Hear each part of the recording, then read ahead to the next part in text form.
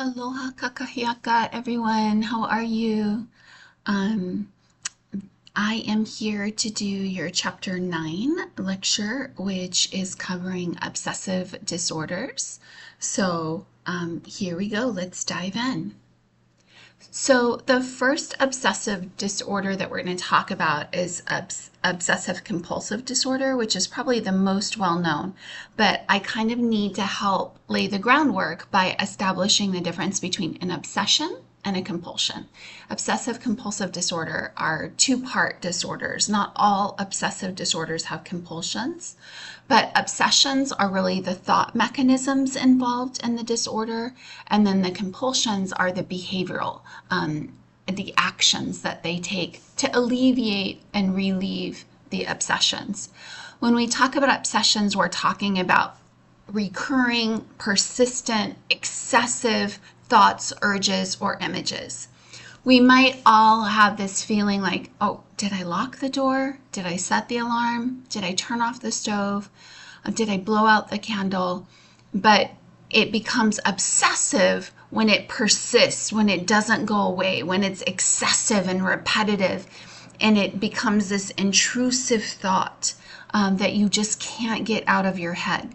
So it ends up consuming a tremendous amount of mental time and mental energy because you just can't let it go. So you want to let it go, but you can't let it go. And it becomes very distressing to you, and it interferes with your daily functioning. So people who have obsessions often have obsessions around contamination, germs. They're fearful about, exposure and bacteria and getting infections. There might be areas of uncertainty, questioning themselves, questioning whether or not they did lock the door, whether or not they did blow out the candle. And then they might have fears of physical harm where they actually feel like they are physically in jeopardy, like something horrible is going to happen to them. Some violence is going to happen to them. They might be afraid they're going to get mugged or murdered or, even assaulted. And then some obsess over orderliness where everything has to have its place, where even the slightest little crooked picture can be very distressing to them. So they obsess over perfection and everything being just right. Now, the compulsions are the actions one takes. These are excessive, repetitive behaviors, and they are performed in order to alleviate the obsessions, the stress associated with the obsessions. So they do help to relieve the anxiety and kind of what's building up and stewing inside of them over the obsessions. Now, that might contribute to like checking behavior, particularly if they struggle with areas of uncertainty and they're not sure they locked the door. They might need to lock the door 3 times, 5 times, 7 times. They might engage in accounting in terms of, how they have to repeat behaviors a certain number of times in order to feel assured. They might be engaging in very obsessive and compulsive hand washing, sometimes to the point where they will cause themselves to bleed. They might obsess and over everything in its place, and so everything has to be symmetrical. And they might also engage in repeating words. So those are just some of the more common.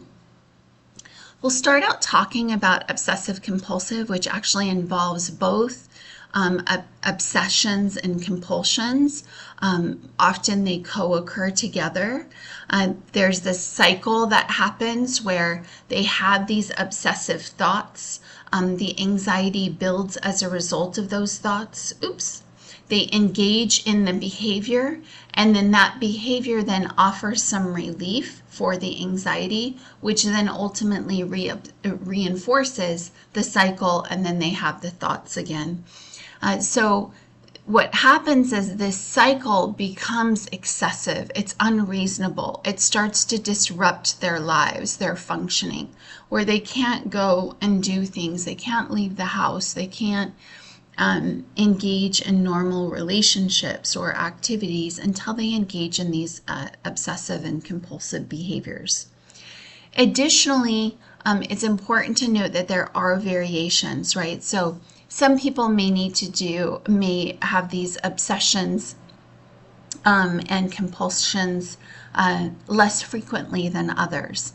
So you might have some that don't do it as often, and you might have some that do it as often. Some of it can be very severe. This should actually say severity right here, not security. I'm sorry. Let me fix that while I'm here.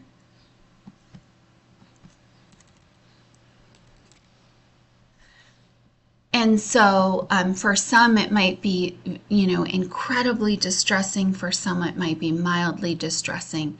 But on average, people can spend up to 3 hours a day just engaging in these anxious producing obsessive thought and behavioral cycles.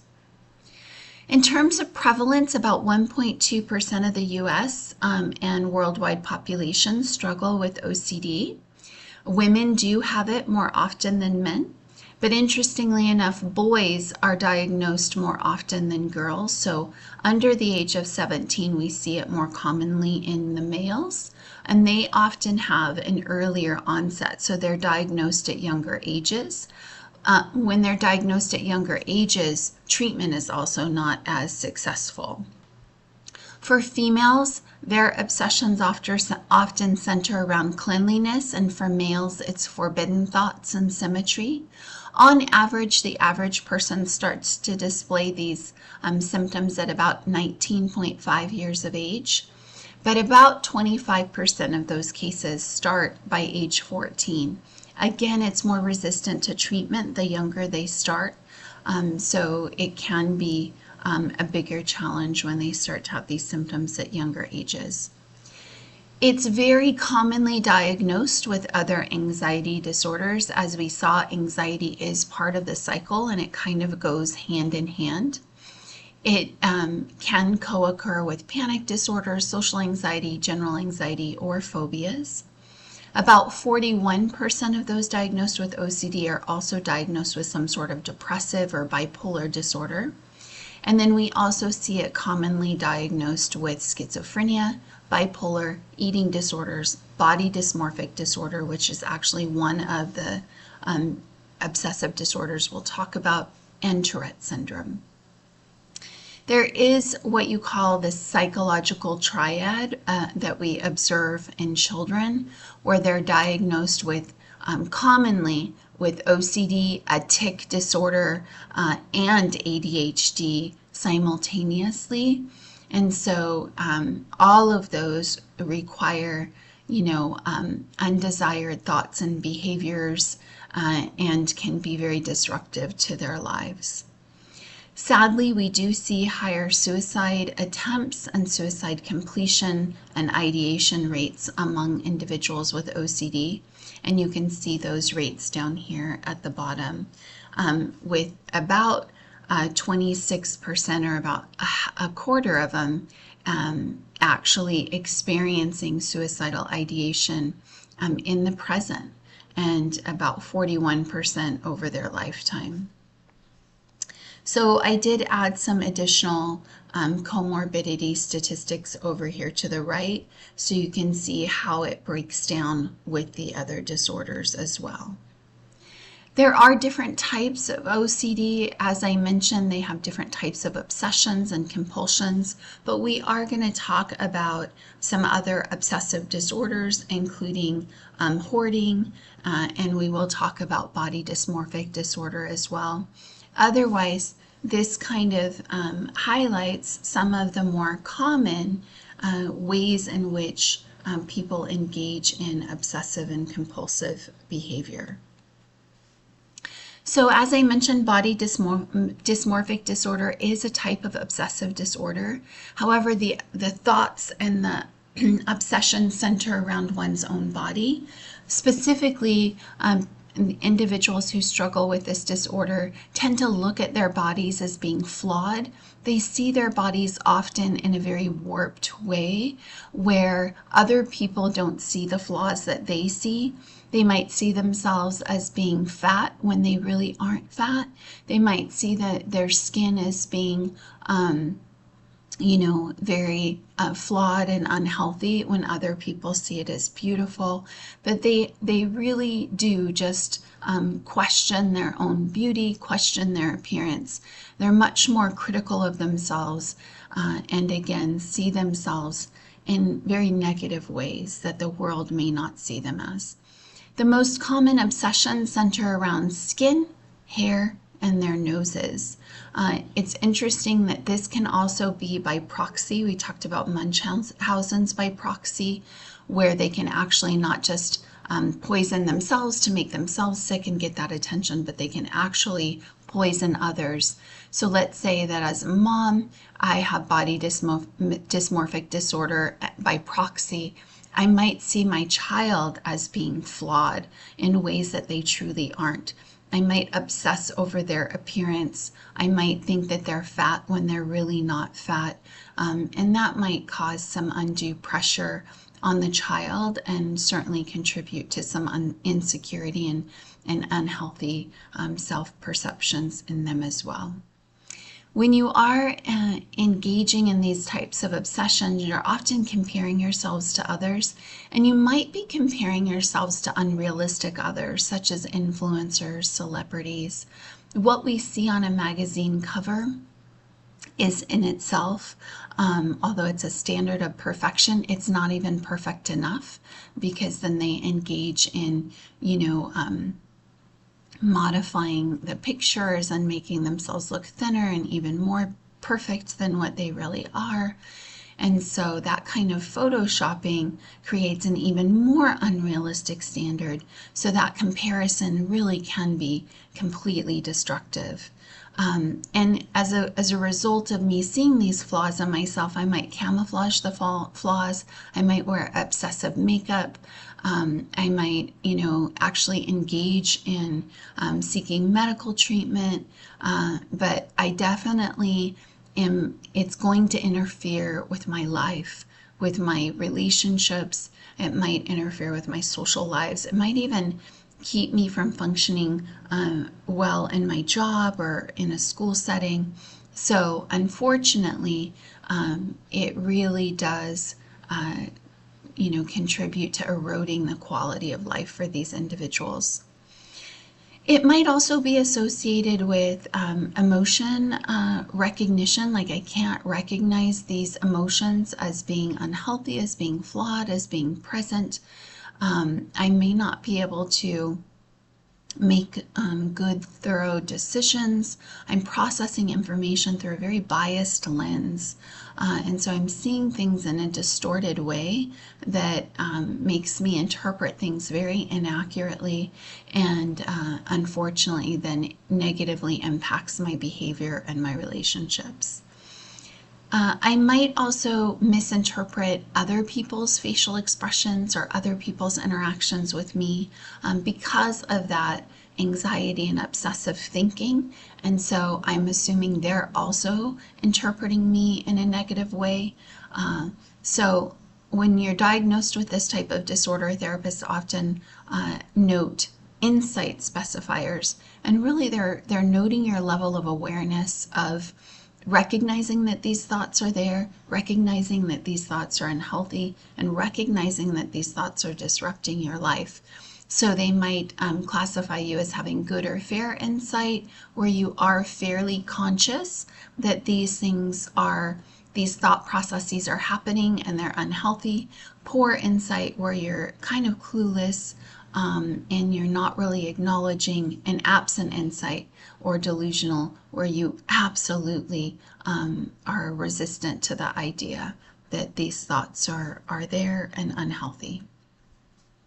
There is kind of a subcategory of of body dysmorphic disorder called muscle dysmorphia. It's not formally diagnosed, so when they diagnose the body dysmorphic disorder, they typically will indicate whether that also includes kind of a misperception of your muscle mass and your muscular development. We do see this commonly occurring in men over women, and that could be related to the social pressures around being muscular, around masculinity and the toxic masculinity perceptions that often dominate in the US. And so these individuals struggle. They see themselves as being too small or too big, right? They don't have a good understanding of what healthy muscle definition is. They're not able to recognize healthy muscle definition and normal muscle definition within their own bodies. So these individuals also have higher rates of substance abuse, including steroid usage, because they're trying to correct the lack of muscle definitions that they might be falsely perceiving in themselves. So they might actually get extra muscular because they just do not see that in the mirror looking back at themselves. Again, this also disrupts quality of life, and potentially because of the steroids or other factors, they actually have a higher suicide risk than individuals with body dysmorphic disorder without the muscle dysmorphia. So here's some behaviors that you might see people engaging in when they do in fact have body dysmorphic disorder. They might look at themselves in the mirror a lot, try to hide or camouflage their perceived flaws, wear excessive amounts of makeup, pick at their skin because again they're seeing flaws that really aren't there, comparing themselves to others, constantly seeking reassurance because they have deep-seated insecurity as a result of this. They might be engaging in excessive grooming, spending an excessive amount of time in the restroom getting ready, and excessive tanning. Again, because they just do not see themselves through realistic eyes. So nothing is good enough, right?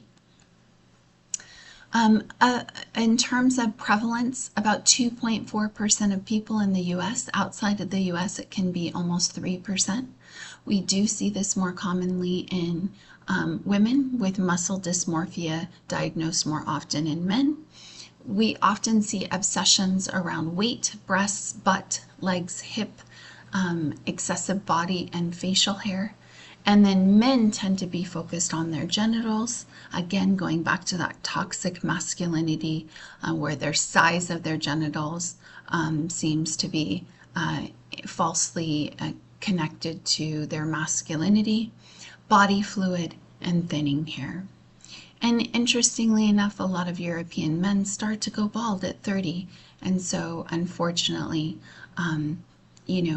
this can be problematic for their emotional and psychological well-being.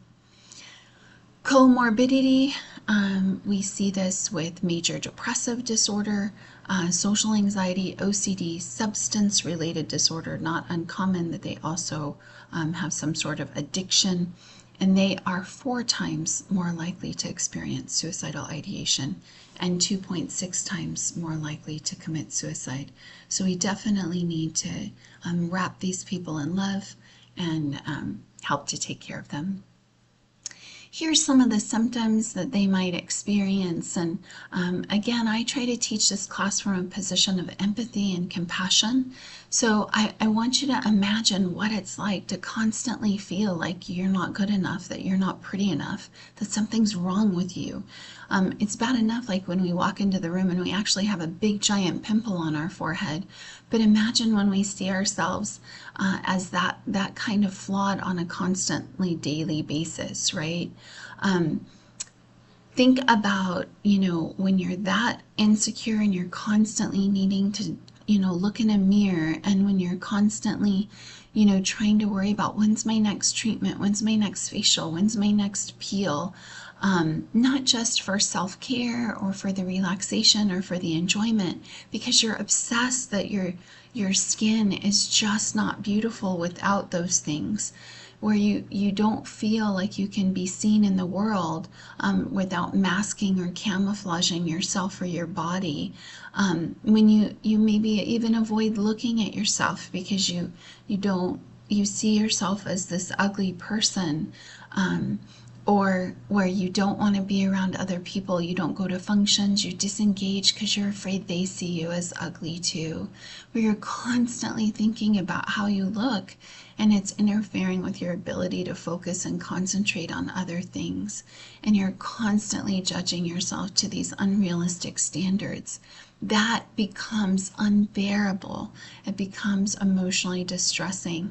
So I know we've all had times when this happens on occasion. Imagine if it's a constant part of your life. So we might look at these people as, oh, they're so insecure, they're exhausting. But what they're living inside their own mind is real. So look upon them with some love and some compassion. Try to understand some of the distress they might be experiencing. So I want to move on to hoarding disorder.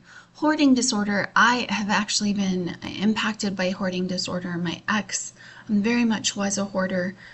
His home looked 10 times worse than the picture above. Parts of his home looked like the picture below that you're seeing. And it became, I absolutely refused. He actually maintained a home, a separate home just for his hoarding, because I wouldn't allow it in our home.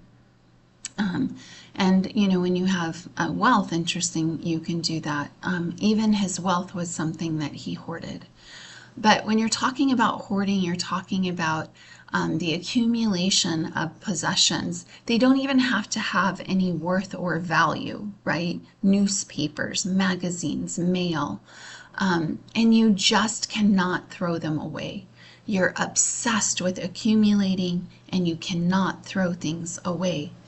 Now, some people, for my ex, he suffered loss at a very young age. And as a result, they moved from the US to Japan, and then from Japan back to the US after they couldn't afford to stay in Japan. And they lost everything. They lost everything in those moves. And consequently, his mom developed hoarding, he developed hoarding, his siblings developed hoarding. So there might be some genetic component, some heritability component, there might be some learned component. But I certainly did try to be understanding that trauma, when you grow up in destitute poverty, it might kind of create this need, this obsession over holding on to things because you're afraid of losing them all over again. The individuals down at the bottom picture actually display a pattern that we see, where we do see hoarding occur more commonly among older individuals than younger individuals. And if you look back in our history, older individuals have suffered tremendous traumas over the course of their lifetime. And just as a nation, right, surviving world wars, surviving the Great Depression, and that might trigger these types of things. And so it very much involves some deep-seated emotional trauma that often needs to be treated through therapy. So common items that we see in hoarding cases are newspapers, magazines, clothes, books, mail, paperwork. My ex-husband would go to garage sales and he hoarded furniture. He hoarded cars. He wouldn't get rid of old broken down cars. And you store them anywhere and everywhere, right? Unfortunately, it's limiting your function. Like this person up above, they can't use their desk, they can't use their chair. Why? Because it's holding unnecessary paperwork. And you often see little niches of space where they might actually kind of spend their existence surrounded by the stacks of hoarding. My ex had little trails throughout his home, even in his garage, And so it really was very clear that his home was not livable and functional. They do involve, unhealthy thought patterns, such as, they're afraid of being wasteful. They're afraid of losing valuable information. The moment they throw something away, even if it's 50 years, they'll need it, right?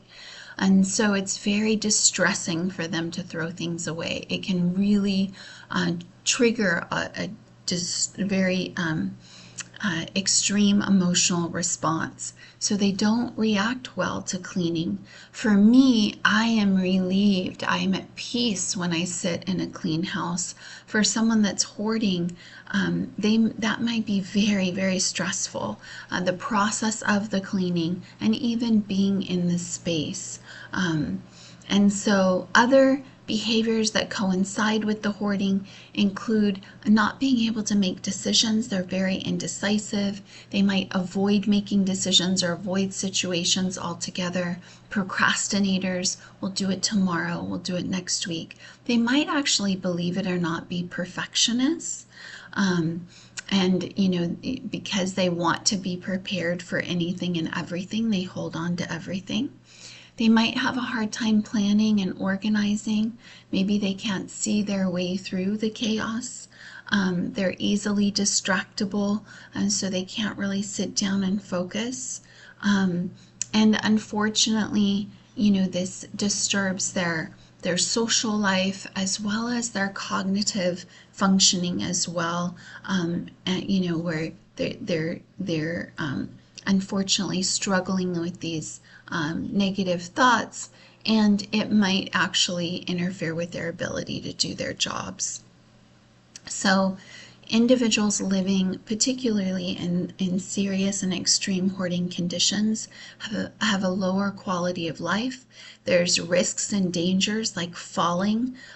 Sanitation is a huge concern. Sometimes the health department will come and declare a place uninhabitable. And it can definitely put strain on relationships. It did my own.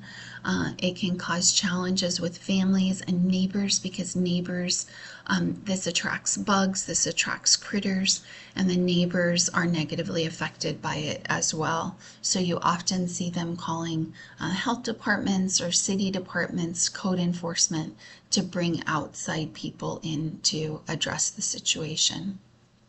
So here's some signs to watch out for in individuals that might be struggling with hoarding disorder.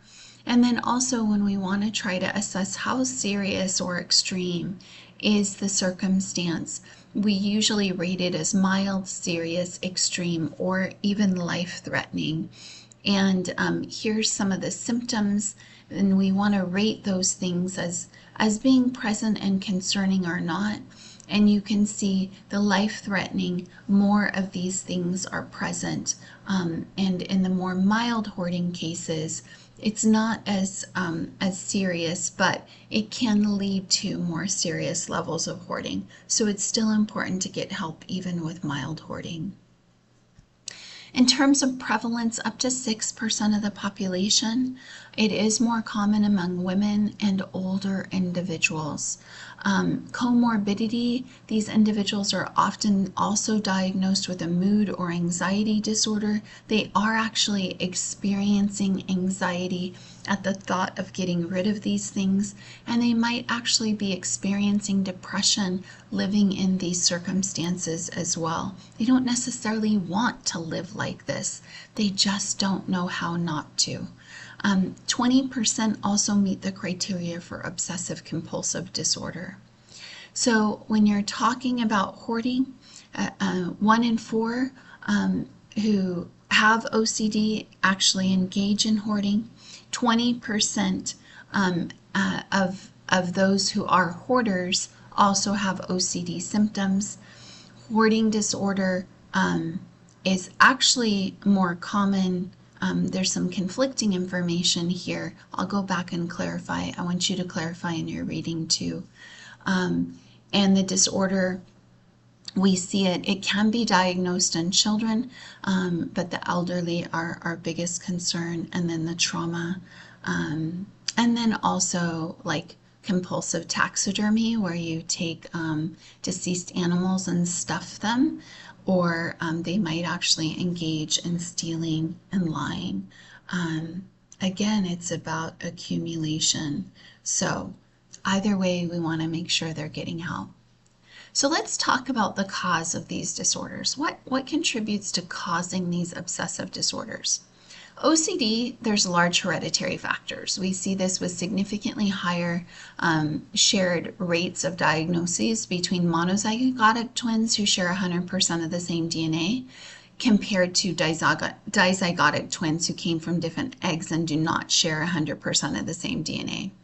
We also see in first degree relatives where they are in my immediate family and I have more genetic, shared genetic material, relationships, they are more likely to be diagnosed.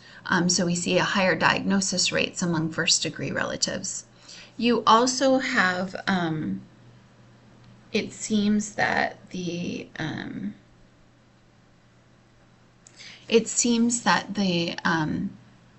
obsessions, the cognitive part, right, the thoughts, the intrusive thinking, that those have higher heritability than the actual compulsions and behaviors, the actions that they take.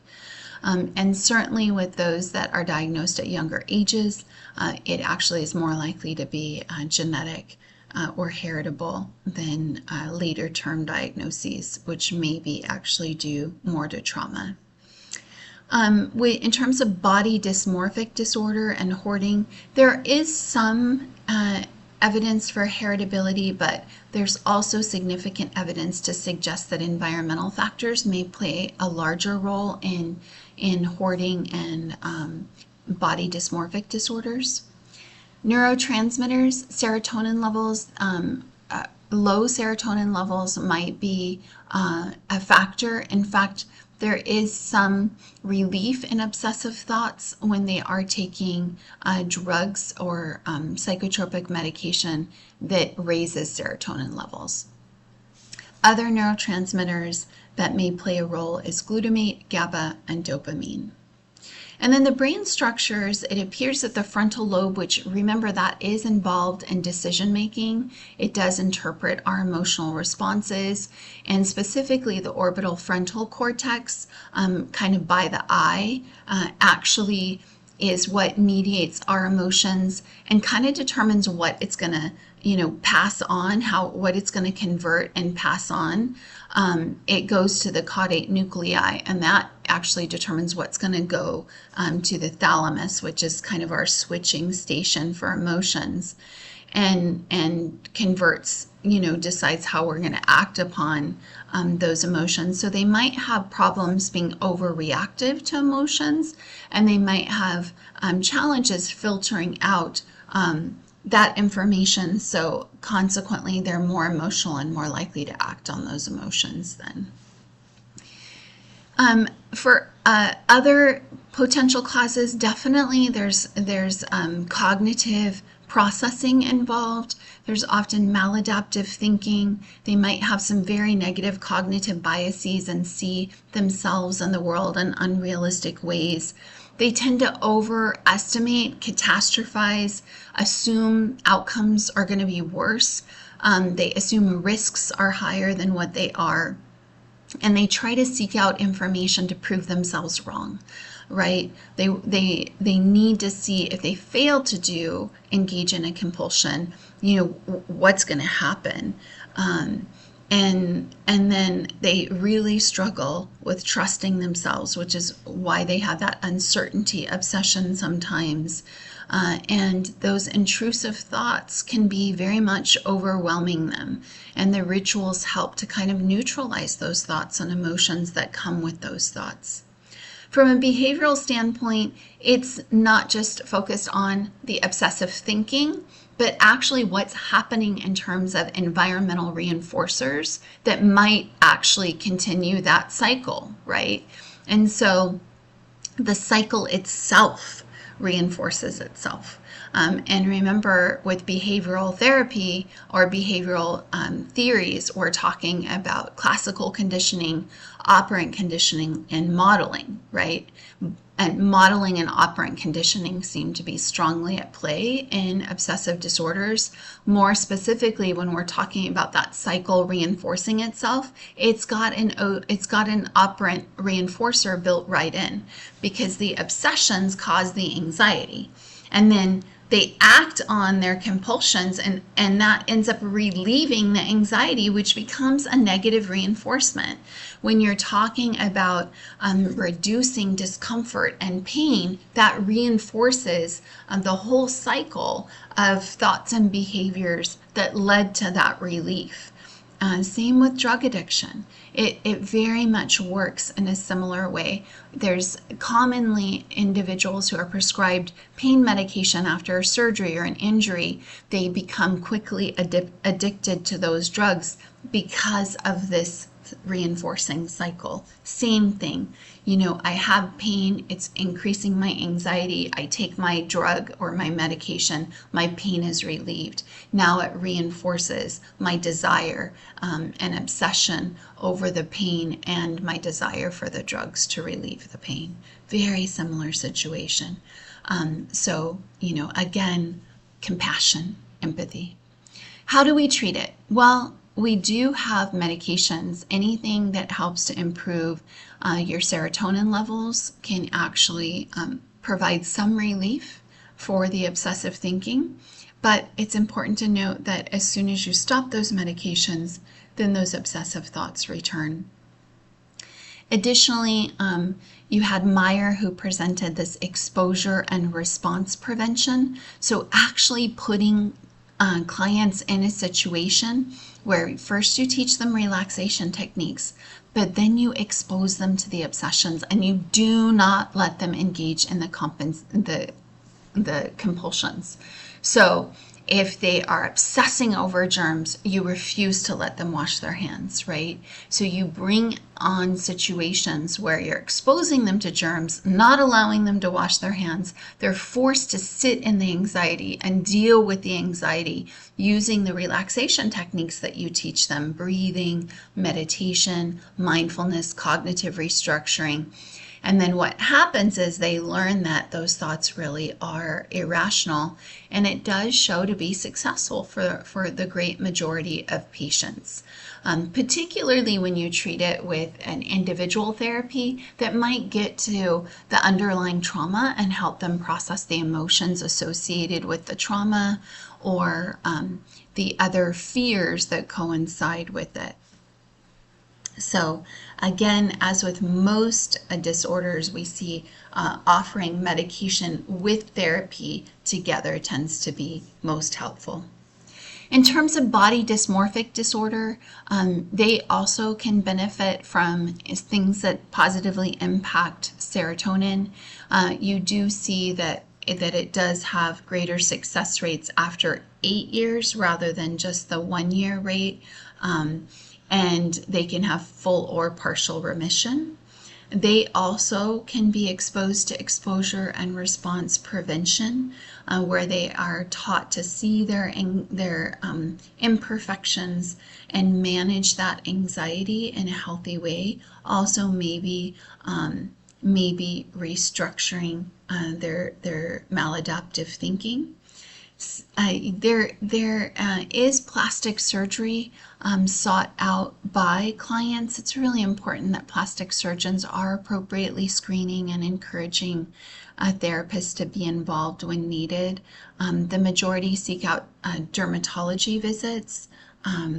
Unfortunately, when you have body dysmorphic disorder, you're completely unhappy after even a surgical intervention, and so it can be problematic. Here's some other, other resources. It's always best to try the therapy first and then introduce the medication later.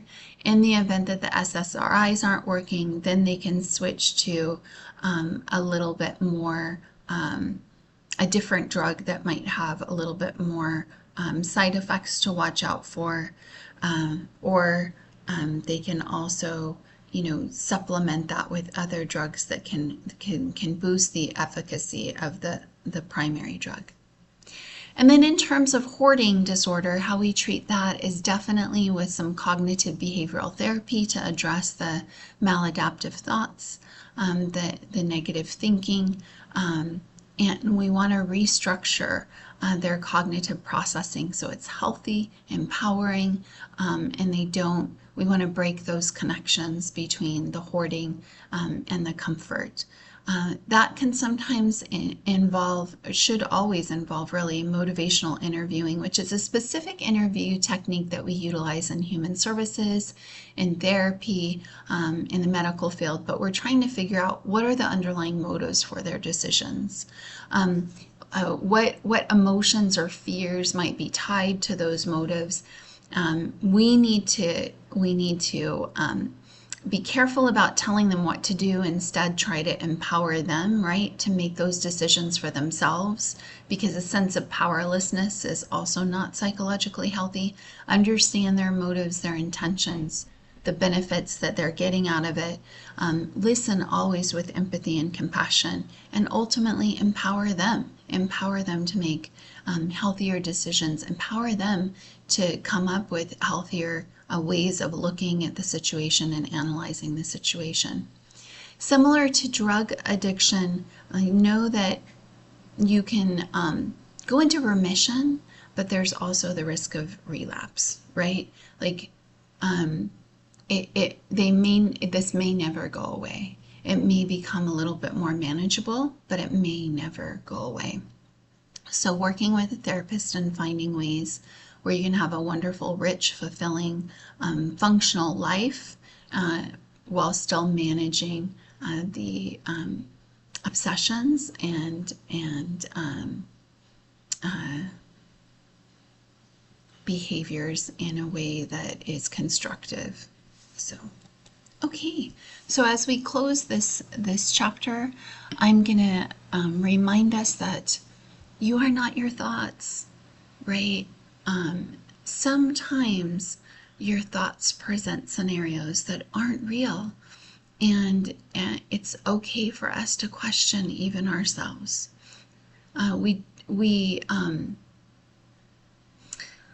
We don't have to necessarily control our thoughts. We just can't let them control us. And with obsessive disorders, that's often what's happening. Those obsessions are controlling us, and we need to take control. So with that being said, I wish all of you an empowered life, an empowered mind, and an empowered heart. Much love and aloha to all of you.